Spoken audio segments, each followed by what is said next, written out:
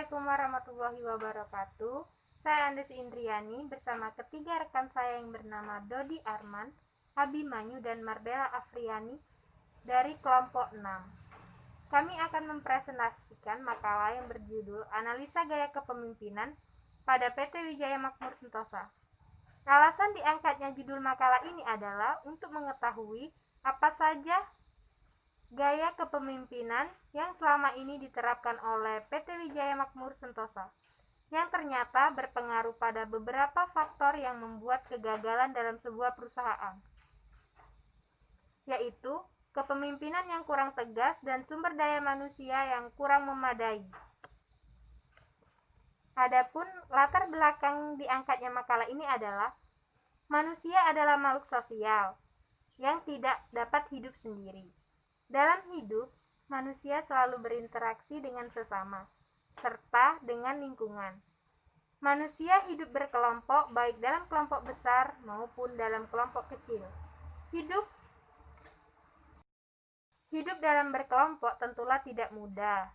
Untuk menciptakan kondisi kehidupan yang harmonis, anggota kelompok haruslah saling menghormati, menghargai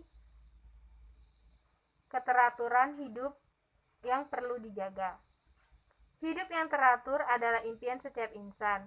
Menciptakan dan menjaga kehidupan yang harmonis adalah tugas manusia. Untuk mewujudkan dibutuhkan sosok seorang panutan yang dapat diandalkan. Sosok itu dapat disebut dengan pemimpin. Dengan berjiwa pemimpin, manusia akan dapat mengelola diri, kelompok, dan lingkungan. Namun, bagaimana sebenarnya sosok pemimpin yang baik dan bertanggung jawab, serta apa hubungannya pemimpin dengan kepemimpinan dan kekuasaan? Banyak perusahaan yang belum menyadari tentang pentingnya gaya kepemimpinan dalam mengelola perusahaan. Ada yang menganggap bahwa itu adalah sebuah bakat dari lahir atau predisposisi, sehingga tidak semua orang memilikinya. Padahal, di era persaingan yang semakin ketat ini, pemahaman tentang gaya kepemimpinan sangat penting. Memahami gaya kepemimpinan sangat berguna dalam sebuah perusahaan dan organisasi. PT Wijaya Makmur Sentosa merupakan perusahaan yang bergerak di bidang distributor rokok. Rokok yang didistribusikan adalah brand terkenal di Indonesia, yaitu Sempurna. PT Wijaya Makmur Sentosa sudah menjalankan usahanya sekitar 30 tahun. PT Wijaya Makmur Sentosa berlokasikan di Kota Baru, Kalimantan Selatan, Pulau Laut yang merupakan kabupaten dari ibu kota Banjarmasin. Permasalahan yang terjadi pada PT Makmur Sentosa, dulunya PT Wijaya Makmur Sentosa berjalan dengan baik. Tidak ada kendala yang dianggap serius, tetapi saat ini pemimpin merasa para karyawan bekerja kurang maksimal, sulit diatur, dan tidak menunjukkan keprofesionalitasnya dalam bekerja. Sekian dari saya, selanjutnya akan dijelaskan oleh rekan saya, Dodi Arman. Kepemimpinan dapat diartikan sebagai kemampuan untuk mengarahkan pengikut-pengikutnya untuk bekerja sama dengan kepercayaan, serta tekun mengerjakan tugas-tugas yang diberikan oleh pimpinan mereka. Kepemimpinan dapat juga diartikan sebagai kemampuan seseorang mempengaruhi dan memotivasi orang lain untuk melakukan sesuatu sesuai tujuan bersama. Kepemimpinan meliputi proses mempengaruhi dalam menentukan tujuan organisasi, memotivasi perilaku pengikut untuk mencapai tujuan, mempengaruhi untuk memperbaiki kelompok.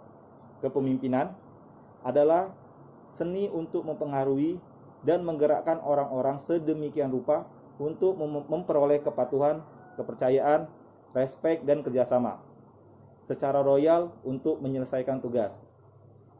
Teori kepemimpinan. Memahami teori-teori kepemimpinan sangat besar, artinya untuk mengkaji sejauh mana kepemimpinan dalam suatu organisasi telah dapat dilaksanakan secara efektif serta menunjang kepada produktivitas organisasi secara keseluruhan. Dalam makalah ini akan dibahas tentang teori kepemimpinan, seorang pemimpin harus mengerti tentang teori kepemimpinan agar nantinya mempunyai referensi dalam menjalankan sebuah organisasi. Beberapa teori kepemimpinan antara lain, pertama, teori kepemimpinan sifat. Teori ini mendapat pengaruh dari aliran perilaku pemikir psikologi yang berpandangan bahwa sifat-sifat kepemimpinan tidak seluruhnya dilahirkan, akan tetapi juga dicapai melalui pendidikan dan pengalaman. Sifat-sifat ini antara lain sifat fisik, mental, dan kepribadian. Kate Davis merumuskan 4 sifat umum berpengaruh terhadap keberhasilan pemimpinan organisasi, antara lain kecerdasan. Berdasarkan hasil penelitian, pemimpin yang mempunyai kecerdasan yang tinggi di atas kecerdasan rata-rata dari pengikutnya akan mempunyai kesempatan berhasil yang lebih tinggi pula. Karena pemimpin pada umumnya memiliki tingkat kecerdasan yang lebih tinggi dibandingkan dengan pengikutnya. B. Kedewasaan dan keluasan hubungan sosial. Umumnya, di dalam melakukan interaksi sosial dengan lingkungan internal maupun eksternal, seorang pemimpin yang berhasil mempunyai emosi yang matang dan stabil. Hal ini membuat pemimpin tidak mudah panik dan goyah dalam mempertahankan pendirian yang diyakini kebenaran. C. Motivasi diri dan dorongan berprestasi. Seorang pemimpin yang berhasil umumnya memiliki motivasi diri yang tinggi serta dorongan untuk berprestasi. Dorongan yang kuantiti kemudian tercermin pada kinerja yang optimal, efektif, dan efisien. D. Sikap hubungan kemanusiaan. Adanya kemampuan terhadap harga diri dan kehormatan sehingga para pengikutnya mampu berpihak kepadanya. 2. Teori kepemimpinan perilaku dan situasi. Berdasarkan penelitian, perilaku seorang pemimpin yang berdasarkan teori ini memiliki kecenderungan 2 arah, yaitu pertama, yang disebut dengan konsiderasi, yaitu kecenderungan seorang pemimpin yang menggambarkan hubungan akrab dengan bawahan. Contoh, gejala yang ada dalam hal ini seperti membela bawahan, memberi masukan kepada bawahan, dan bersedia berkonsultasi dengan bawahan. Kedua, disebut dengan struktur inisiasi, yaitu kecenderungan seseorang pemimpin yang memberikan batasan kepada bawahan.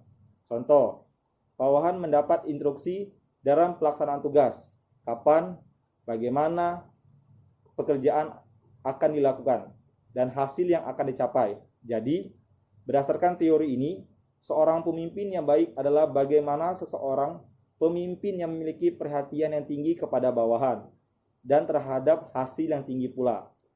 Ketiga, teori kewibawaan pemimpin. Kewibawaan merupakan faktor penting dalam kehidupan kepemimpinan. Sebab, dengan faktor itu, seorang pemimpin akan dapat mempengaruhi perilaku orang lain, baik secara perorangan maupun kelompok, sehingga orang tersebut bersedia untuk melakukan apa yang dikehendaki oleh pemimpin. 4. Teori kepemimpinan situasi. Seorang pemimpin harus merupakan seorang pendiagnosa yang baik yang harus bersifat fleksibel, sesuai dengan perkembangan dan tingkat kedewasaan bawahan. 5. Teori kelompok. Agar tujuan kelompok atau organisasi dapat tercapai, harus ada pertukaran yang positif antara pemimpin dan pengikutnya. Assalamualaikum warahmatullahi wabarakatuh. Perkenalkan, nama saya Abimanyu, saya dari kelompok 6. Di sini saya akan melanjutkan materi yang telah dijelaskan oleh saudara Dodi Arman. C. Metode penelitian. Jenis penelitian yang telah digunakan oleh penulis adalah penelitian kuantitatif deskriptif. Penelitian kuantitatif adalah metode penelitian yang berlandaskan pada filsafat positivisme, digunakan untuk meneliti pada kondisi objek alamiah. Pada penelitian ini, objek yang telah diteliti adalah gaya kepemimpinan di PT Wijaya Makmur Sentosa yang terletak di Jalan Brigjen Hasan Basri, kilometer 4, Kota Baru, Kalimantan Selatan, Pulau Laut. Teknik penempatan narasumber yang penelitian gunakan adalah teknik non-probabilitas sampling, yaitu teknik pengambilan sampel yang tidak memberikan peluang atau kesempatan sama bagi setiap unsur atau anggota populasi untuk dipilih menjadi sampel. Dalam penelitian ini, penulis menggunakan jenis wawancara semi-terstruktur. Tujuan menggunakan wawancara jenis ini adalah untuk menentukan permasalahan secara lebih terbuka, di mana pihak yang telah diminta untuk pendapatan ide-ide. Dalam melakukan wawancara, peneliti baru mendengarkan secara teliti dan mencatat apa yang telah dikemukakan oleh informan. Analisa data adalah proses mencari dan menyusun secara sistematis data yang diperoleh oleh hasil wawancara, catatan lapangan, dan bahan-bahan lain, sehingga dapat mudah dipahami dan temukan dapat diinformasikan kepada orang lain. Mengemukakan bahwa aktivitas dalam analisis data kuantitatif dilakukan secara interaktif dan berlangsung secara terus-menerus sampai tuntas, sehingga data yang dapat aktivitas dalam menganalisa data disebut sebagai berikut, yaitu data reduction. Memiliki hal yang pokok, memfokuskan pada hal-hal yang penting, dicari tema dan polanya membuang dan tidak perlu. Dengan demikian, data yang telah direduksi akan diberikan gambaran yang lebih jelas. Yang kedua, data display. Setelah data reduksi, maka langkah selanjutnya adalah mendisplay data. Dalam penelitian kuantitatif mengajikan data bisa dilakukan berbentuk uraian singkat, bagan, hubungan antara kategori, dan sejenisnya. Yang ketiga adalah conclusion drawing. Kesimpulan dalam meneliti kuantitatif yang diharapkan merupakan temuan baru yang sebelumnya belum pernah ada. Temuan dapat berupa deskripsi atau gambaran suatu objek yang sebelumnya masing-masing remang-remang atau gelap, sehingga telah diteliti secara jelas. Yang D, teori kepemimpinan. Teori kepemimpinan dapat disebut dengan model gaya kepemimpinan seorang. Tipe kepemimpinan yang secara luas dikenal ada sebagai berikut. Yang pertama yaitu tipe otoriter.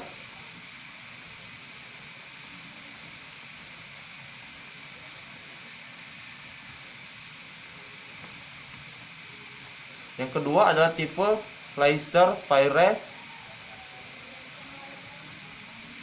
Yang ketiga adalah tipe demokratis. Yang keempat adalah tipe pseudo-demokratis. Yang kelima adalah tipe karismatik, yaitu seorang pemimpin yang karismatik memiliki karakteristik yang khas, yaitu daya tariknya yang sangat memikat sehingga mampu memperoleh pengikut yang sangat besar, dan para pengikutnya tidak selalu dapat menjelaskan secara konkret mengapa orang tersebut itu dikagumi. Analisa gaya kepemimpinan pada PT Wijaya Makmur Santosa. Di sini peneliti ingin mengetahui bagaimana gaya kepemimpinan pada PT Wijaya Makmur Santosa. Gaya kepemimpinan yang seperti apakah yang selama ini diterapkan? Gaya kepemimpinan sangat penting untuk mengelola karyawan dan perusahaan agar dapat berjalan dengan baik. Menurut Haji Rahman dan Husnan, gaya kepemimpinan mewakili filsafat, keterampilan dan sikap pemimpin dalam politik.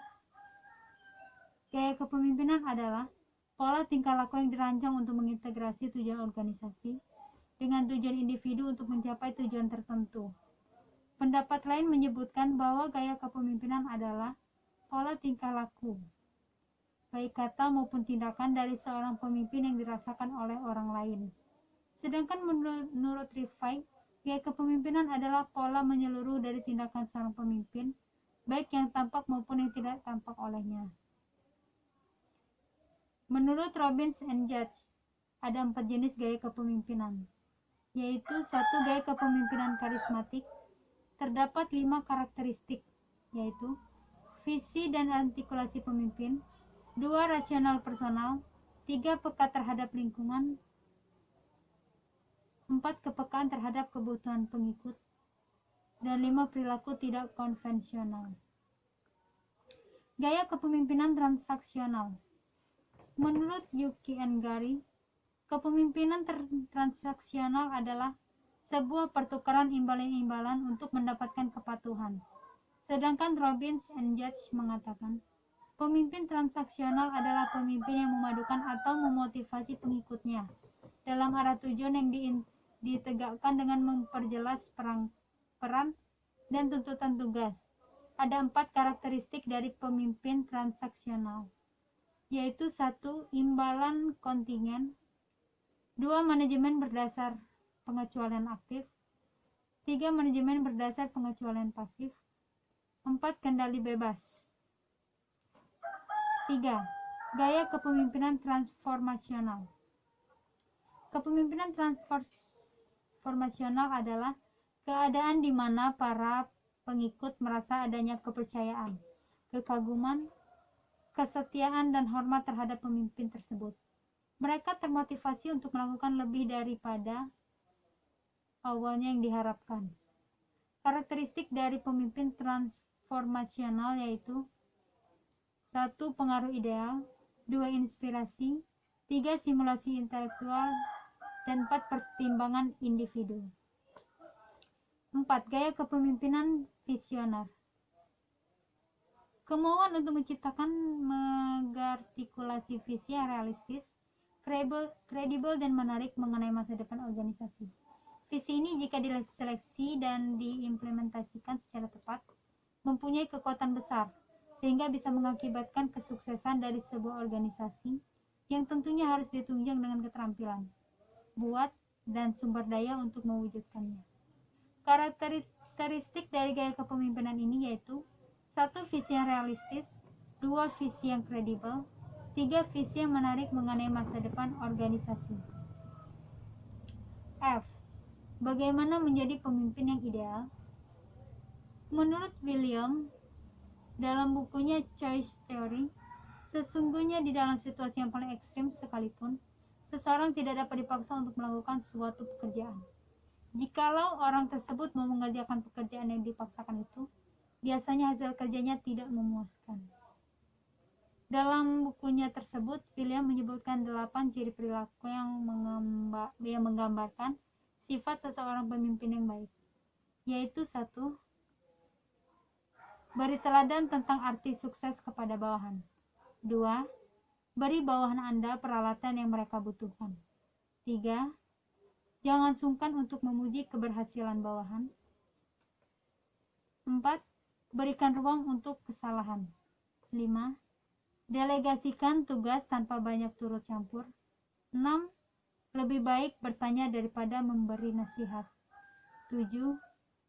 Bersikaplah ramah. Dan yang terakhir, tak kenal maka tak sayang.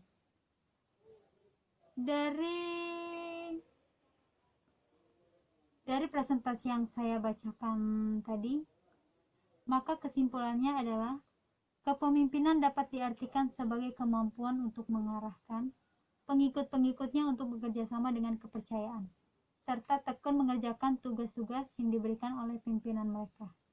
Kepemimpinan dapat juga diartikan sebagai kemampuan seseorang mempengaruhi dan memotivasi orang lain untuk melakukan sesuatu sesuai tujuan bersama. Dalam kehidupan sehari-hari, baik di lingkungan keluarga, organisasi, perusahaan, sampai dalam pemerintahan, sering kita dengar sebutan pemimpin, kepemimpinan, serta kekuasaan. Ketiga hal tersebut memang memiliki hubungan yang berkaitan satu sama lain. Pemimpin berarti orang yang melakukan kepemimpinan tersebut. Seorang pemimpin harus mengerti tentang teori kepemimpinan, agar nantinya mempunyai referensi dalam menjalankan sebuah organisasi. Gaya kepemimpinan yang diterapkan tentu berbeda-beda, seperti gaya yang otoriter, demokratis, dan lain-lain. Dan dari kemampuan di atas, dapat disimpulkan bahwa gaya kepemimpinan pada PT Wijaya Makmur Sentosa tidak hanya mengandung satu gaya kepemimpinan saja, tetapi mengandung 3 macam gaya kepemimpinan, yaitu gaya kepemimpinan transaksional, gaya kepemimpinan karismatik, dan juga gaya kepemimpinan transformasional. Tetapi dari 3 macam gaya kepemimpinan ini, ada satu gaya kepemimpinan yang paling menonjol, adalah gaya kepemimpinan transaksional. Pemimpin bukan sekadar gelar atau jabatan diberikan dari luar, melainkan sesuatu yang tumbuh dan berkembang dari dalam diri seseorang. Sekian, terima kasih.